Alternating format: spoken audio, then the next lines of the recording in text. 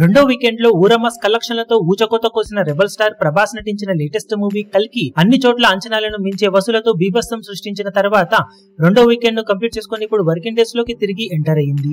అన్ని చోట్ల ఇప్పుడు 12వ రోజు వర్కింగ్ డే లో ఎలాంటి హోల్డ్ ను సినిమా బాక్సాఫీస్ దగ్గర చూపెడుతుంది అన్నది ఆసక్తికరంగా మారగా, ఓవరాల్ గా చూసుకుంటే హాలిడే తర్వాత వర్కింగ్ డే లో మిగిలిన సినిమాలకు ఏ రేంజ్ లో డ్రాప్స్ ఉంటాయో అదే రేంజ్ లో డ్రాప్స్ ఇప్పుడు కల్కి మూవీకి కూడా ఉన్నాయి. తెలుగు రాష్ట్రాలలో ట్రాక్ చేసిన సెంటర్స్ ను బట్టి చూస్తూ ఉంటే 60 to 70% వరకు అయితే డ్రాప్స్ ఆన్లైన్ టికెట్ సేల్స్ లో కనిపిస్తూ ఉండగా, మేకర్స్ కొన్ని చోట్ల టికెట్ హైక్స్ ను తగ్గించినా చాలా చోట్ల ఇప్పటికీ టికెట్ హైక్స్ ను అలాగే ఉంచడం రిపీట్ ఆడియన్స్ రాకుండా చేస్తుంది. మేకర్స్ ఎంత త్వరగా ఆ టికెట్ హైక్స్ ను కూడా తగ్గిస్తే రిపీట్ ఆడియన్స్ తో పాటు చూడని వాళ్ళు ఇంకా చూసే అవకాశం ఉంటుంది. ఓవరాల్ గా ప్రెజెంట్ ట్రెండ్ ను బట్టి చూస్తూ ఉంటే తెలుగు రాష్ట్రాల్లో సినిమా 12వ రోజున అటు ఇటుగా 3.2 కోట్ల నుండి 3.5 కోట్ల రేంజ్ లో షేర్ అందుకునే అవకాశం ఉంది. అన్ని చోట్ల ఆఫ్లైన్ టికెట్ సేల్స్ లెక్కలు కనుక బాగుంటే షేర్ కొంచెం అటు ఇటుగా పెరిగే అవకాశం ఉంటుంది.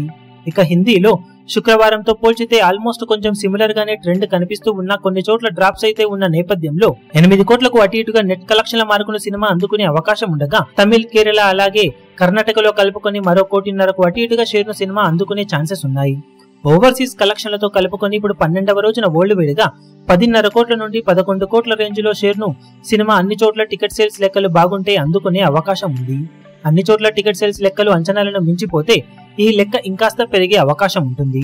ఓవరాల్ గా సినిమా బాక్సాఫీస్ దగ్గర సెకండ్ వీక్ వర్కింగ్ డే లో 12.5 కోట్ల నుండి 13 కోట్ల రేంజ్ లో షేర్ ను కనుక సొంతం చేసుకుంటే ఎక్స్ట్రాడినరీ అనిపించే రేంజ్ లో హోల్డ్ ను వర్కింగ్ డే లో చూపించింది అని చెప్పవచ్చు. ఇక టోటల్ గా 12 రోజులకు గాను సినిమా సాధించే ఏరియాల వారి కలెక్షన్ల వివరాలు ఏ విధంగా ఉంటాయో చూడాలి.